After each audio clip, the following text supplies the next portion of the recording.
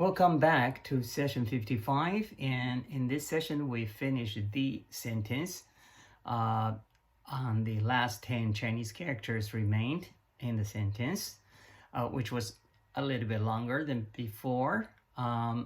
So in any case, this 10 Chinese characters says, of course in Chinese, 音声相和，前后相随，恒也. So what it means in Chinese context, and of course my personal take, is all the sound origins have its or their echoes that basically they exist together, do not really work with single one, whether we, as human being, with our, human sensors could capture them, in the mother nature or not, or whether we have the instrument that we could record, such as the sonar technology working underwater, but there are always echoes, corresponding to the original sound. So that's the first part. And the second part was talking about there's always a front and rear, or in the sort of formation, there's a lead and then there's a rear. So they coexist. You don't really have a front without a rear, which of course, makes no sense. And this, to finish up this sentence, is considered a universal law that governs indefinitely. So that's what the original Chinese characters are there to tell us. But what it means, again, I would give my own personal experiences as references or some kind of analogies. And before I get to the analogies, I would first like to offer my own personal take on this, although it is, re-emphasize on the part that everything exists by, comparison. The same sentence started by, there's a beauty only because there is, something not so good looking to compare to. And there's a goodness, basically only because there is something that is not so good. In both cases, basically ugly existed, because there's, something beautiful to compare to, right? So this last part in the sentence basically is inconsistency, in that regard, but I'm also trying to add, my personal take to that, obvious, literary comprehension, that I think this actually could also be extended to, something like consistency. I guess I could give you the example that I always told my family, that you never start something out of sheer goodwill, but acting on an impulse that or I guess you're not going to be able to keep it up, or you don't know if you can do this in a pattern. Which, for instance, you have, let's say, a colleague at work, at either his or her birthday or Christmas or whatever, I guess, uh, big, day. And you offer some very nice, super nice gift, and basically above and beyond the average what other people would do. So of course, you impress this person, and dearly, and you get some positive respond in return, nice words or whatever. But here's the thing: after this, you know, very nice, action you took towards this very person, automatically, okay, not intended on either side, but automatically there is a very high expectation generated, on the other side, an expectation of, repetitive in pattern of every such, occasion or big day to receive the, same nicely gift from you. And then when a day comes that for whatever reason you cannot afford to offer the same nice gift again to the same person, that expectation is not met, and then nonetheless there's going to be a disappointment. And that's the part just work against your original motivation of your good behavior. You were trying to make somebody happy, and you ended up making somebody really not so happy, could even be upset. So that's what I mean by consistency.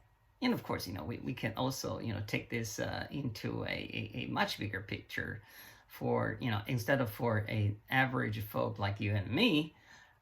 Let's just say it's about a politician, right, sitting in the White House, do something, just basically acting in an impulse, say this today and then change the words tomorrow, and then the policy basically swing back and forth in between extremes. That is not consistency, to be acted upon. And it is going to require a lot of contingency as well. Obviously, that is not very political, but hey, once again, I guess he was elected president of the United States. So I guess people had a reason to find out what's it like to have this political game run by a person who declares and claims, who's not a politician, and basically reinvented the political games and set the new or introduced the new political game rules invented by this person. Do we like it? Do we see the consistency? Do we understand exactly what it is? I guess we see a lot of contingency plan to go after every action, every word came out of the presidential mouth, and the contingency plan by the staff at the White House. I could see where they really got pretty busy, and for what. And for the average folks, there are people who I guess understand a little better than others about the political things. So what is a political policy? Of course, that is something, to be maintained in consistency, and for most part, there's certain political policies cannot be, changed fundamentally between the different administrations in a so-called democratic process. And that's what I think what we're supposed to, I guess, live in, fundamentally as a principle. And so I guess this is something for Americans that, my personal take as the analogy for that part. I'm sure there are a lot of people who don't, necessarily agree with me on this, and that's totally natural, right? we're in the times of 21st century, so everybody is entitled to his or her own opinion, and this is mine. And then, so let's see, on the 10 Chinese characters, where can we find the other, instant, I guess, case in point? And here's my try. I would say if we started something, right, and we only work to patch up, and fix the obvious problems on the surface without thinking the consequences, without a consideration in consistency, what happens is we would constantly be responding to, what appears to be the problem with no real solutions actually tackling the root cause. For that, I'm going to give you something that, I know a lot of people don't agree with me, which is basically, by nature, the contemporary or the modern Western medicine, the way it is today. Basically, all the, I guess, remember, I used to work for a pharmaceutical company as my first job, before I even went to college. I was a inspector, quality control inspector. That's where I guess I got my first look into the, modern medicine in Western school, which, of course was in China, but, I had no exposure to the Chinese herb medicine back then. But basically, after all these years, I have more and more experience and knowledge acquired. And it always seemed to me that, basically the way the Western medicine works is to, first diagnose your symptom and then, relay that or associate that with certain, I guess, medical conclusions and findings by the book. And then they send you to certain, tests at the labs, and to basically either to use as important reference to come to conclusion for the diagnosis, or simply basically to have the whole thing run by the test from the labs, and then to have their own opinion basically to confirm the test. Obviously, it worked, but then in the prescriptions, they offer the medication which pretty much just go for the symptoms, and the so-called cured is when the symptoms disappeared on the surface. The problem, though, is all these four, trials, the clinical trials of the 4 stages, they probably do some jobs. Let's just presume and believe all the data analysis, the data were clean, and the data analysis actually were truly accountable, and so were the analysis reports, right? But it happens way too often that way after a new medicine, was introduced, probably a couple of decades later, we will find the side effects here and there created by the medicine that was designed to cure, the clinically diagnosed symptoms. So here we are, have one problem somehow cured or fixed, and then with the new problems created by that solution introduced for the first problem. And this is I guess where I would say Taoism teaching makes so much sense when you are in a position to come up with the solution for the problems, you need to think about the consequences in the long-term considerations that we, think of as consistency. Because if you fail on that part, at least you need to come up with the contingency plans, plan A, plan B, plan C, plan D, blah, blah, blah. Basically, what if this, what if that, all these what if scenarios, right? And that's exactly like, you hear a sound, the original one, and a lots of time we don't either pay enough attention or just physically it is beyond us to capture the echo in the open air, right? So you throw something into the thin air, you may not hear the echo, but is there going to be an echo? Yes, just a matter of can we detect it, right? As if we throw a rock into the water, we would hear some echo.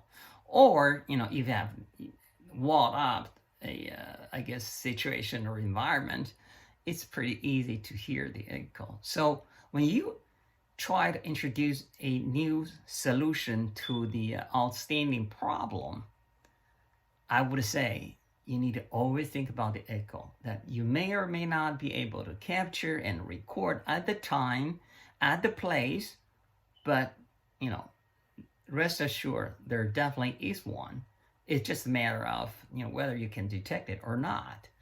So this is just another analogy about consistency and how does that relate to contingency. If you do have the very good consistency in place, then the requirement on the contingency probably reduce reasonably, right? And so this applies to anything and everything to do when you are reinventing the wheels, at least on the technical level. Of course, in the whole system has been there. This is where you need to be very, very responsible. So by the same token, when we look broadly at the mother nature, the environment, we see a lot of overdevelopments here and there, everywhere. When we have this nicely built urban metropolitan societies, lots of resources were mined and then used or consumed without much conservation, whether or not had any sustainability in the design consideration. So that's basically what I personally believe should be well thought through if you are ever in a position to design anything, right? And it doesn't have to be just that. Let's say you are a program leader at an education institution, right? You could be, thinking really with all the good intention, try to help the students, but in reality, what could happen is you got the student enrolled, so you fill up those money pool for with the tuition revenue that you cultivated, and then the students all came in the belief that 4 years later for undergraduate with a piece of degree they will almost be assured to land a great job, and hey, what's waiting for them? So in your design of the curriculum, you really need to stay very up to date with the industry, evolutions, developments in pace. In fact, you actually have to be a couple of steps ahead with the real good vision into the future. And of course, you got to have the industry insight to know where the industries are heading into, right? And of course, you got to have the knowledge, of all the relevant, technologies and where, basically the technologies are developing into in general direction. And nevertheless, if you could step a couple of steps ahead of the industries, themselves, then your student 4 years later, again, undergraduate, they could come out, just in time with the updated knowledge to serve the purpose of transformation of the workforce at the new workplaces where, basically the progress in technology requires a lot of, up-to-date knowledge. And that's the whole point of having the new blood, right? And I personally think there are a lot of schools, the mediocre ones, really need to work hard on that part. And I'll just leave, at that without trying to or having to, smooth it over, not to upset people. But I personally think it's a very important thing to do. And of course, it's the right thing to do too. It's just one, do you have the vision? And two, do you have the knowledge? And three, do you have the actual, capability if you are in the position? And for me, it's almost a sin that, for architects, just irresponsibly throw out their designs and have the buildings built in whatever way they feel like. Or for a teacher, not just any teacher, but, the teacher carries certain responsibility, or professor, basically just, get their day through by, running the repetitive routines. And regardless how at the end of the process, the product roll out. Or the engineers, the scientists, basically when they're responsible to make the decisions over the solutions to the outstanding problems, and they roll out something without a consistency, for the long-term considerations, and they also even, worse, failed on the contingency plans to, fix the problems that's, going to surface, sooner or later here and there. And that's, what I think I can get out of this part of the Tao Te Ching. And of course, if you have, different opinions, I look forward to discuss with you. And until then, we'll see you next session. Thanks.